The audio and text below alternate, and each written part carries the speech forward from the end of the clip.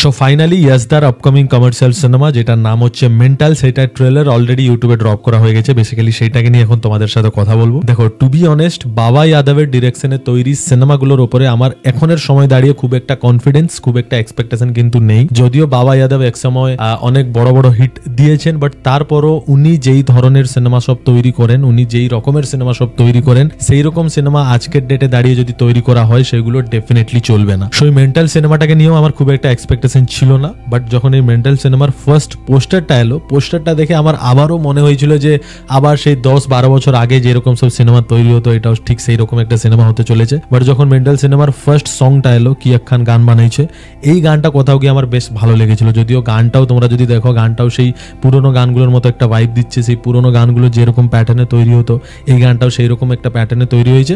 But তবুও গানটা আমার বেশ ভালো লেগেছিল এবং গানটা দেখে আমার কোথাও গিয়ে একটু হলেও ট্রাস্ট এসেছিল যে সিনেমাটা মোটামুটি একটা ভালো সিনেমা হতে চলেছে মেবি। এবার যদি পার্টিকুলার এই মেন্টাল সিনেমার ট্রেলারটাকে নিয়ে কথা বলি, দেখো সত্যি বলতে এই ট্রেলারটাকে নিয়ে আমার কাছে খুব বেশি কিছু বলার নেই, কারণ ট্রেলারটা আমার একদমই বিলো অ্যাভারেজ ট্রেলার বলে মনে হয়েছে।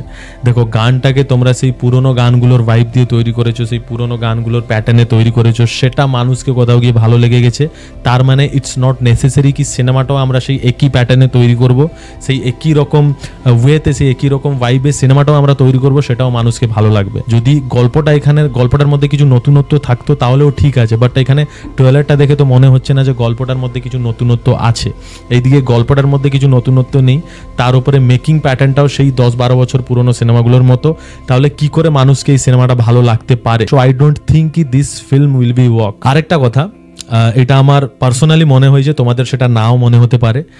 এই সিনেমার ট্রেলারটা দেখার, মানে মেন্টালের ট্রেলারটা দেখার পরে আমার পার্সোনালি মনে হয়েছে এটা যে ঘাতক সিনেমার কিছু ফ্লেভার আমি এই ট্রেলারটার মধ্যে খুঁজে পেলাম। যেরকম তোমাদের যদি ঘাতক সিনেমাটার কথা মনে থাকবে, ঘাতক সিনেমার মধ্যে বিন্দু মাসির একটা ক্যারেক্টার ছিল, এইখানে রুদ্রানীল চৌধুরীর একটা ক্যারেক্টার আছে যে সব রকমের সব ধরনের ইনলিগাল কাজের সাথে জড়িত, এবং সেইখানে যেরকম গ্রামে কিছু করতে গেলে বিন্দু মাসির ক্যারেক্টারটার পারমিশন লাগতো বা তাকে লাগতো, এইখানে সেরকম এই রঘুনাথপুর গ্রামের মধ্যে কিছু করতে গেলে রুদ্রানী চৌধুরীর পারমিশন লাগছে।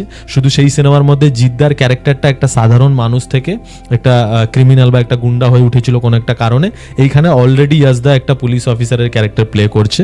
তো আমি একদমই এটা বলতে চাইছি না যে গল্পটা ঝেপে দেওয়া হয়েছে বা কপি করে দেওয়া হয়েছে, আমি সেটা একদমই বলতে চাইছি না। আমি জাস্ট ট্রেলারটা দেখে আমার কোথাও গিয়ে মনে হলো যে অনেকটা সিমিলারিটি, অনেকটা সেই একই রকম ফ্লেভার এই ট্রেলারটার মধ্যেও আছে বা এই সিনেমাটার মধ্যে হয়তো থাকবে, এটা আমার ট্রেলার দেখে মনে হলো, সেটার জন্য আমি তোমাদের সাথে শেয়ার করলাম।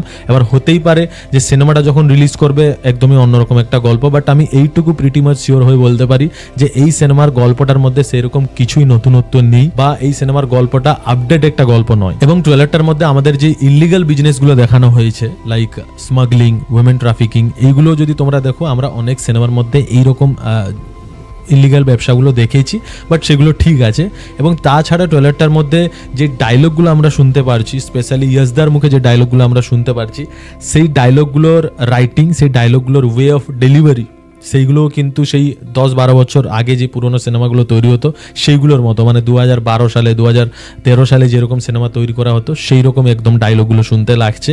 এবং তাছাড়া এখানে ইয়াসদার যে পুলিশ অফিসারের ক্যারেক্টারটা আছে, সেই ক্যারেক্টারটার অ্যাপ্রোচটার মধ্যেও আমি জিদ্দার ইন্সপেক্টর নটিকে ক্যারেক্টারটার একটা ভাইব পেলাম। এটা আমার কোথাও গিয়ে পার্সোনালি মনে হয়েছে, তোমাদের সেটা নাও মনে হতে পারে, বাট আমার মনে হয়েছে। বাকি রইলো ট্রেলারটার মধ্যে যে অ্যাকশনগুলো আমরা দেখতে পারছি, অ্যাকশনগুলো ভীষণ অ্যাভারেজ। আমি অ্যাকশনগুলোর মধ্যে সেরকম বিশাল কিছু দেখতে পেলাম না, বিশাল কিছু নতুনত্ব কিছু দেখতে পেলাম না যে অন্যরকম কিছু কোরিওগ্রাফ করা হয়েছে বা ডিজাইন করা হয়েছে। অ্যাকশনগুলো সেরকম কিছুই নেই, সেই আবার রিপিট করতে হবে আমাকে সেই 10-12 বছর আগে যেরকম অ্যাকশন আমরা দেখতে পেতাম সেই রকমই অ্যাকশন। এবং ট্রেলারটার মধ্যে আমরা এখানে ইয়াসদার আর নুসরাতের যে বন্ডিংটা দেখতে পাচ্ছি অ্যাজ এ পেয়ার, সেটাও ডিসেন্ট, খারাপ বলবো না, ডিসেন্ট। গানটার মধ্যে একটু ভালো লেগেছিল, কি একখান গান বানিয়েছে সেই গানটার মধ্যে একটু দুজনের বন্ডিং ভালো লেগেছিল, বাট ট্রেলারটার মধ্যে ডিসেন্ট, খারাপ বলবো না, বাট ডিসেন্ট। আরেকটা কথা, মদন মিত্রকে বাংলা সিনেমাতে নেওয়া কি দরকার, মানে রিজনটা কি? মানে কি অনেক বড় অভিনেতা হয়ে গেছে আর কি বাংলাতে আর কোনো অভিনেতা নেই? ভালো ভালো অভিনেতা কি বাংলা ইন্ডাস্ট্রিতে নেই?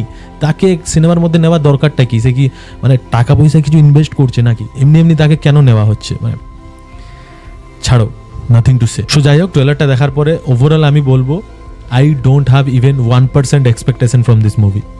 তোমাদের ট্রেলারটা কেমন লেগেছে সেটা তোমরা অবশ্যই কমেন্ট করে জানাও। That's all for this video. I am Vishal, you are watching one enough. See you in the next video. Till then take care, bye bye, signing out.